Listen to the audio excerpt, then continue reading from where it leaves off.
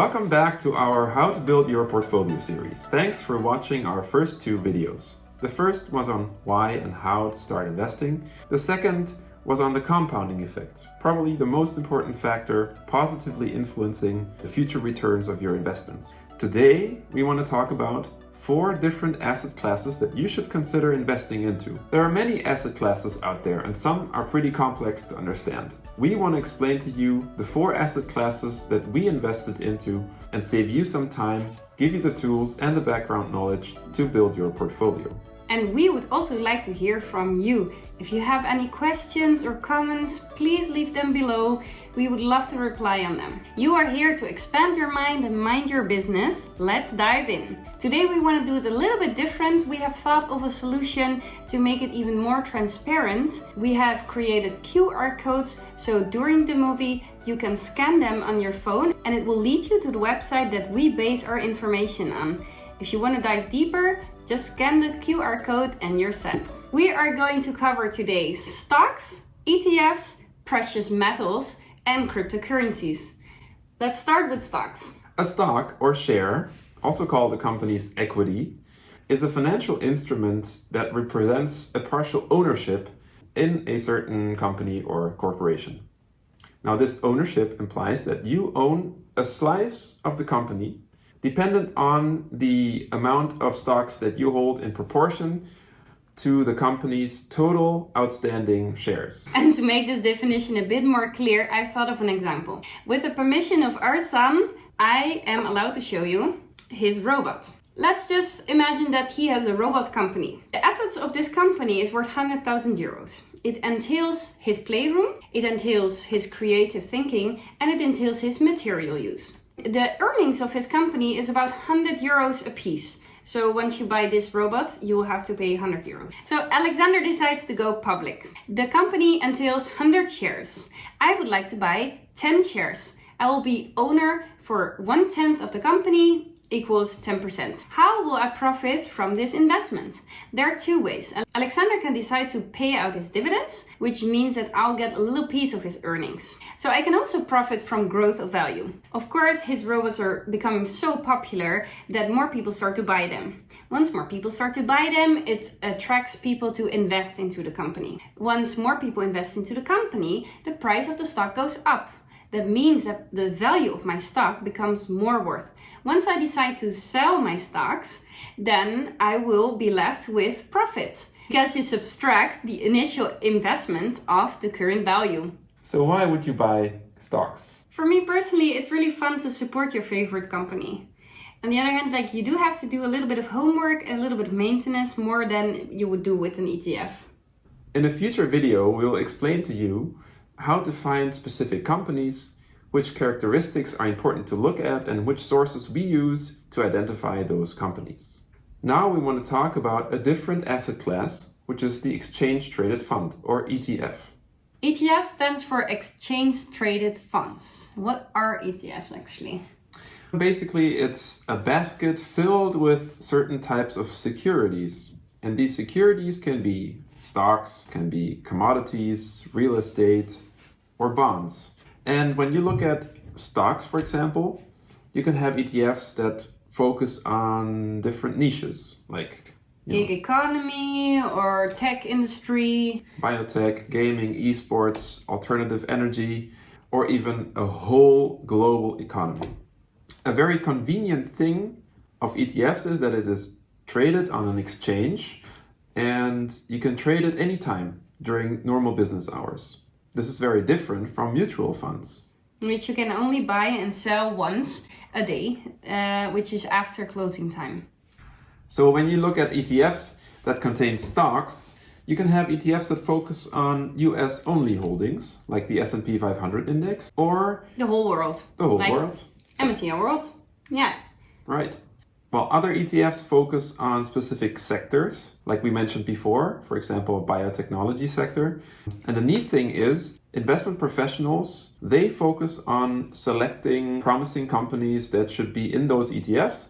And you can just decide to buy this ETF. You don't have to do all this homework and get all worked up about the details of the companies and looking their at characteristics. fundamentals and looking at... Yeah. And of course, this comes at an expense. These ETFs, they have a certain annual fee. It's an annual recurring fee.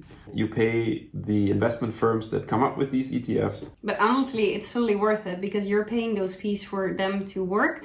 They're much more experienced and they're doing much better than bundling a couple of stocks together. Now, if you want to invest into a single commodity or a precious metal, then you might have heard about exchange-traded commodities. Also, if you want to invest into a single currency, you might have heard about ETNs, exchange-traded notes. But there's a big difference between ETCs, ETNs, and ETFs. With ETFs, you actually buy the security that is contained inside of this ETF.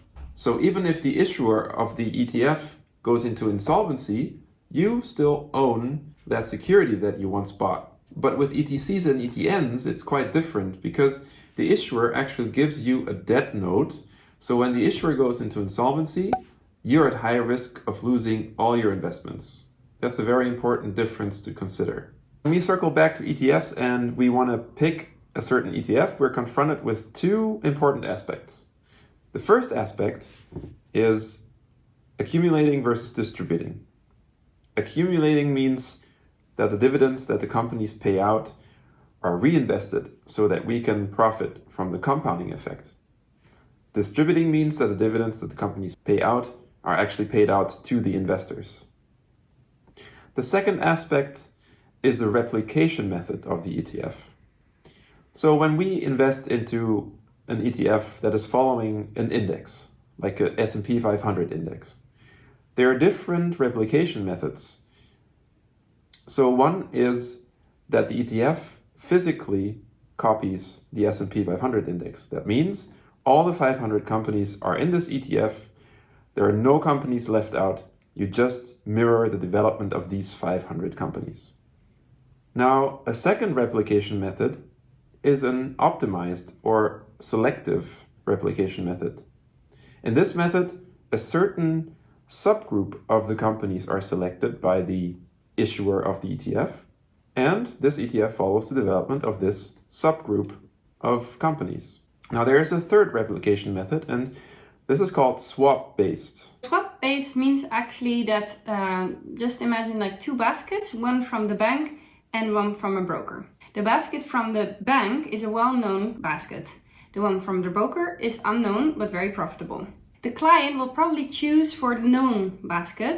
It will go to the broker for a known basket, but the broker doesn't have that. The broker promises the profits from the known basket and makes that deal possible by making a deal with the bank that the profit from the known basket will go to his client and the profit from his basket will go back to the bank. So now we actually establish what are ETFs. Why would you actually buy one? I would buy an ETF because the risk is quite low, because your money is distributed widely. So there is a high degree of diversification. There is steady growth and less volatility compared to stocks. Of course, it is a long-term investment, and the chances of getting rich fast are quite low. Next, we want to talk about precious metals. Precious metals are a specific type of rare commodity. It's typically limited in supply, and precious metals have been long valued by investors. Historically speaking, precious metals were used as the basis for the value of money, but today they are more used as a risk diversifier and a hedge against inflation. Now, when considering buying precious metals, you can either choose to buy them physically, or you can buy exchange-traded funds or exchange-traded commodities at the stock market. So we actually bought some gold and silver in 2009. It was a pretty good investment because precious metals are actually doing very well during crises. And I want to give you some tips how to buy it and what to pay attention to.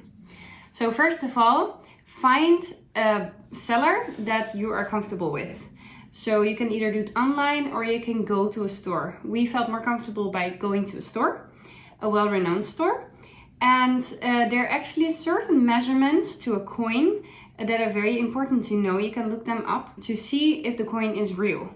So a golden coin will always have the same amount of weight and certain measurements. Second of all, choose a coin that you're also comfortable with. For us, it was important to easily sell it again when we needed to, because we bought it in the time that we were students, so we didn't know if we could hold it for a very long time or not. The other thing to think about is where to store. We actually started storing them in the bank, but in case the bank will go bankrupt. Nice wordplay. You will of course lose all your coins. You can store them in a sock under your pillow, but it's not really advisable. So just think about those kinds of things. The hassles of storing the coins and buying the coins, selling them, there's actually a much easier solution. That is why we do not own any precious metals anymore. So for all the thieves that are watching right now, you don't have to search our house anymore, because there's actually a different solution. Yeah, so if you don't want to invest into precious metals physically, you can go to the stock market and you can buy an ETF. So for example, the iShares Gold Trust, or you can buy an ETC, an exchange traded commodity. For example, Ford GLD, the Xetra Gold ETC. Now just beware the differences that we spoke about between ETC and ETFs. So with ETFs, the issuer of the ETF will actually physically buy gold with your invested money and then store it somewhere for you. But when you buy an ETC, it's a debt note. That means the issuer does not buy the physical gold with your money. And that means that when the issuer goes into insolvency, your investments will probably be lost. So to round it up, why would you buy gold? So traditionally it's seen as a hedge against inflation. There is actually a limited amount on the market, and it keeps its intrinsic value. It is doing very well during crises. Instead of all the other stocks that mostly go down, it will go even up, as you can see in 2009 and 2020. And it's a nice addition to your portfolio. So now we're coming to our fourth and final asset class, cryptocurrencies. To me, it's a bit of a mystery what it is exactly. So let me try to explain it as clearly as I can, as we can, because you're so gonna back me up on this. And let's first talk a little bit about our own experiences. Cryptocurrencies are a bit like gold 2.0, which also entails mining. We kind of decided to go mining a couple of years ago, which entails that Thomas and our little son Alexander built a wooden frame. They bought some video cards and they started literally mining cryptocurrencies. So it was a little bit of a gold mine. A super fun fact, it takes so much energy that actually your profits are pretty much gone when you're mining, because the costs were so high that it was not even lucrative to do it. Although we have mined a couple of digital coins that are doing pretty well at the moment. So mining was a pretty fun adventure, but not very profitable. Let's go back to what are cryptocurrencies actually. Cryptocurrencies have everything to do with blockchain, and I'm gladly gonna let Thomas explain to you what blockchain actually is. So to explain the blockchain technology, I want to tell you a little story. You, me, and Hannah, we are all participants in a chat room for making appointments. Now, since we want to meet up, we make an appointment, let's say at 4 o'clock next Thursday. Each one of us confirms that appointment and it's set. Now I suddenly want to change this appointment. Now I cannot go into the chat history and just scrub out 4 o'clock and change it to 3 o'clock without telling you. No, I have to ask all of you if we can change this appointment, and each one of you has to confirm to me that we actually changed the appointment and the new appointment is set. Now this example can be used to explain the blockchain technology of a cryptocurrency. The chat room is the network of the cryptocurrency. The appointment that we all agreed on is a certain transaction of a cryptocurrency. Now, each participant of the chat room or the network of the cryptocurrency has to confirm this transaction before it actually goes through. So by requiring every participant of the network to confirm a transaction, it makes it very secure and reliable and makes it very difficult to manipulate. So the cool thing is that the cryptocurrencies are not issued by central authorities. It cannot be manipulated by them, and there's also a limited amount of them. So there is no possibility that they can ever print more cryptocurrencies. Right. And there are so many cryptocurrencies to choose from right now, about 1,600, just based on popularity, ideology, the management team, or economic model behind them. The most famous, of course, is Bitcoin, which is all over the news right now. And there are so many rumors about it. For example, that it might become gold 2.0, and there are so many banks and investment firms backing Bitcoin and offering it to their clients. There has even been a very positive development regarding an ETF that contains Bitcoin. It was just released that a Canadian investment firm issued this ETF. Tesla just recently announced that they bought a huge amount of Bitcoin. So there is a lot of positivity going around regarding Bitcoin right now. We think that cryptocurrencies are definitely an important part of the portfolio, but we would be careful and not invest all our money into cryptocurrencies. Taken together, in this video we've discussed several asset classes. First, we discussed stocks. Stocks give you partial ownership in a company, and you can profit off of their earnings and their growth in value. And if you do not want to do your homework on stocks, there are professionals who provide you with ETFs. And ETFs offer you the opportunity to invest in multiple companies at the same time. They spread the risk by diversification, and they give you steady growth. And then we went to precious metals. Precious metals are typically seen as a hedge against inflation, and they perform traditionally well during crisis times. And last but not least, we have discussed cryptocurrencies. Cryptocurrencies, the future digital currencies that are transparent, very secure, and that cannot be manipulated by central authorities. I hope this video was very useful to you, that we have all learned, and thank you so much for watching. Of course, we hope that you subscribe and like, and hope to see you next time.